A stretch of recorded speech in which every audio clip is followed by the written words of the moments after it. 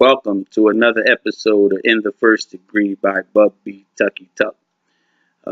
In this video audio, you will hear from Bub B. Tucky Tuck himself, and you haven't heard from him for a while, so he wanted to send a shout out, and he also wanted to give you a little bit of insight on his endeavor as far as him writing a book about his life, and give you some knowledge about how it is to be black and the difference between blackness and blackish.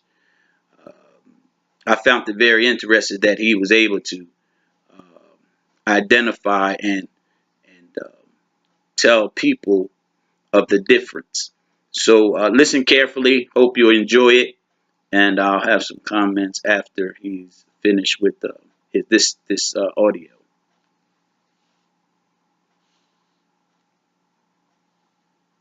They told the people I wanted to read something from the project of my own, Unjustified First Degree. It's entitled Blackness to Blackness. United States of America or America? Am I American or am I in America? Are you an American or are you in America? My blackness I accept. My black mess I am left. For embracing my blackness causes fear of what's next. Black reality.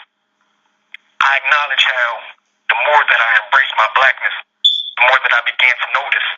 The more I notice, the more I began to realize that my blackness is my problem. For my black mess is the people's enemy. Black reality. I am viewed by the black mess of my blackness, for I am judged for my blackness from their black mess. I am abused, violated daily because of my blackness left a black mess. Who do I judge for such mess of my blackness? For those to be angered, for those to be mad, how can they hate or kill me when my blackness is all I ever had? The mess nor the color that I choose, for I was born and judged, perceived and deceived from the black mess of my blackness. Invaded and separated, embraced and disgraced, used and abused, violated to die out from the blackness of their black mess. America's black reality, of my blackness to black mess. That's something that I had put together that inspired me to add that into my book that I'm trying to put together for my kids to tell my life story and express the things that I go through. I know it's been a while since we've been connecting with the people on Facebook, and I thought that this would be a nice time to start the summer off to try to continue being as though that they're trying to remove me from my environment to prevent me from being able to do what we was doing. So that I want you to continue doing what we was doing, man, and whatever we have to try to continue going on, even though it might take some time. This is something that inspired me, and I want to keep going forward with it. Yeah, we will keep it going on. Some of the other members of your endeavor has already indicated that they wanted their families to take advantage of this before it goes viral on into your website, which will be coming up very soon. So just keep on doing the work you're doing. Things will look up for you. I wanted to be well aware that our reality as black individuals and African Americans these days are usually not what we seem. And society is so backwards minded and deceived and have a misperception or what I say is broken perception, causes us not to understand the reality of our life. A lot of us come from dysfunctional families and don't even acknowledge or realize it. And the system doesn't acknowledge our kind as American people, regardless of how much we want to try to, we would like to believe that we are a part of the American people. We're not a part of the American way at all.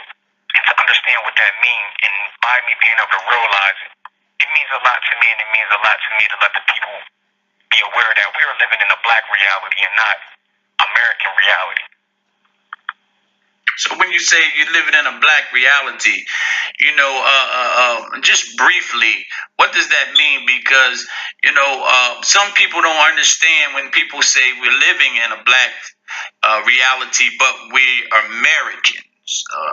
What would be your intake of that? From a discussion that I had, you have people that you have a thing that you have sympathy and you have empathy. You can empathize and you can sympathize, and a lot of people don't understand that it's a very thin line, a gray area in between the two.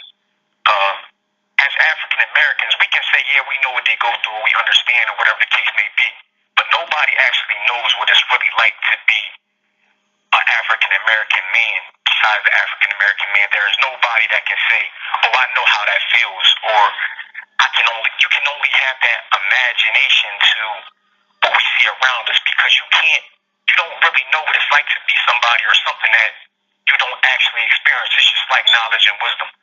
Without understanding of knowledge is nothing. So you have to have that personal experience to understand what it's like to be an actual African American and not be accepted as an American. Even in America, being an American citizen, African Americans we're not given that opportunity. And America is supposed to be a land of opportunity. And born an African American or a black man, we are not presented with that opportunity unless we give up our entire heritage and everything that we believe in, our culture as African Americans. We have to perceive ourselves as something other than a black man. Well, what about people such as Barack Obama, who has been successful in America? How about some of your TV artists, your music artists that have been successful? I mean, they're considered Afro Americans, also, aren't they? Again, and that's the point. To understand and view them people, you have to understand that they had to give up their blackness, live in a black mess in a society of a white man's society, whereas though if they say that as far as the system, they say that we're supposed to be prosecuted against by our own people, judged by our own people. A person that is a judge or a prosecutor or somebody that lives in Hockessin or a higher environment would never be able to understand or relate to what we go through because it doesn't exist to them, only in their minds to what they perceive it to be rather than what it is. Those people like Barack Obama came up in a very wealthy household, and his first very intimate relationship was with Michelle Obama. He's been surrounded by white people his entire life. Not really what people want to say would be able to understand what it's like to be a black man because he never lived a black man's life. Yeah, I agree. That was real good. I gotta agree with that. So what you're actually saying is, when you're talking about being a black Afro American man living in America, you still don't have the rights as a man, as a human man, because your rights, you have to give them up to be able to live and function as the white society has put for us to live by their rules and regulations. One thing I heard you say is about, we are supposed to be judged by our peers. And most of the time in the judicial system, you're judged by doctors, lawyers, retired teachers. None of them are peers, so there's no fair justice. If I'm not mistaken, that's what you're saying. That's absolutely correct. I recall my trial and the people that was on my jury, and most of them explained that they feared even being present in the city of Wilmington after hours. They believed that it was no point to even come through. So to understand that we have to live in Wilmington at those times where they would never even come to Wilmington in those areas. How could you judge me when you never experienced having to live and your family and loved ones being stuck and secluded and isolated in those areas? Wow. We're not given a license to carry a gun and protect our family, and the people that we are paying through our taxes or our families are paying through their taxes, they're not coming there to protect us. They're coming there to protect themselves and the people that are fearful to even come in and experience that. So we're being placed in a cycle where as though no matter what is done, it will never be able to be corrected or be fair in our society compared to their society. It's just not going to happen. So when you see a lot of successful African Americans, you'll realize that they're not even actually allowed to express their blackness as they should. A lot of people say, how do a person like Jay-Z become so wealthy? And you rarely hear about certain things in the black communities, or a lot of people, or when you do it, when they do things such as that, it's not heard of. It may be done, but not openly heard of, or they don't express it. It's just like a cop going against a cop, or a criminal going against a criminal. If we were to prosecute any of them, they would be found guilty. It is a crime to be an African American or act as a black male. Crime in the United States of America. The only thing that differentiates is the fact that people that are caught in our society, we are prosecuted for being black. We are put in a position where as though we are convicted when there is actually a difference between breaking the law and committing a crime, and we are automatically subjected to the system because being black is a crime. So when you're saying being black is a crime, you're basically saying that the color of your skin, even though people don't want to actually visit that topic, the color of your skin dictates whether or not you can be successful. Not necessarily successful. To understand the word black in itself, if you look at the law and the definition and identification, or the perception of the word black in itself, it's wicked, awful. Those are words that automatically identified as a crime under the two elements of a crime, which is mens rea and actus reus. You have to possess the wicked state of mind. So if you tell a person that this person is black, that's automatically possessing wrongfulness because of the nature of the color of our skin, or the way that our skin is perceived as wicked. The intended from the beginning, we're automatically perceived as wicked or wrongful individuals. The people that are given the opportunity and the power to judge us for any action that we do. Wow, that's deep. That's deep. That's real deep. Well, I appreciate you taking your time, which is very important. I know that now how important it is when it comes to brothers and sisters that's incarcerated, that have to give their time, and they have to sacrifice just their time. I mean, I'm quite sure you would like to take a shower in your 15 minutes, or do a little bit of rec and exercise, but you took it upon yourself to allow your audience and to voice your concerns and the concerns of the communities. I mean, that's so important for us to know that these are things that is not discussed anymore, and we have to appreciate that, because it takes a lot for a person, an individual, a black man, to identify issues that's been going on in our communities and in the judicial system that cripples us. And our ignorance, as you have said several times before, our ignorance is what hinders us from knowledge. Exactly. And before it goes out, I want to send a shout out to my daughter for her birthday today. And ignorance is our enemy, and I want everybody to know. Thank you for using GTL. Well, that's the end of that audio with Bubby Tucky Tuck. As you see, there's some good that comes out of people who are incarcerated, but it's not to the help of the judicial system. It's actually to the help of the spiritual reality that comes about a man or a woman that is secluded from family.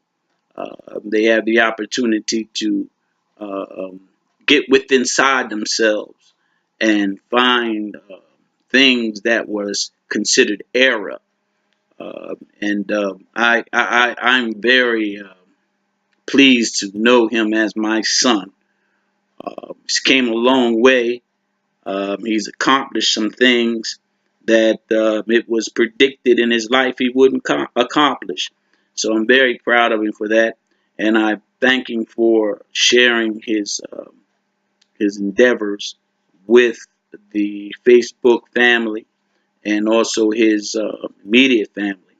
So what I would suggest for you to do is to take hold of these audios and hold on to them, because You never know. They may become uh, worth value to the Afro American families that are struggling with people who are disabled. When you're disabled, it doesn't mean that you cannot learn. It doesn't mean that you're not intelligent. It just means that there's some things in your life that have to be tweaked, and people need special attention to reach those points in their lives of gifts that are given by God. I thank God for my son, Bubby Tucky Tuck, and I hope you guys thank you. And I hope that you would send your comments, take these audios and tag them and send them to your friends, send them to other people, and allow them to hear from brothers and sisters that are incarcerated. The next time you won't hear from Bubby Tucky Tuck, but you'll hear from another brother that is also incarcerated that wants his family to know that he's trying to do some very positive things while incarcerated. But he wants to bring to the attention, all of these brothers want to bring to the attention the things that go on in their everyday life being incarcerated. So thank you for listening, and stay tuned for the next episode of In the First Degree by Bub B. Tucky Tuck. Peace.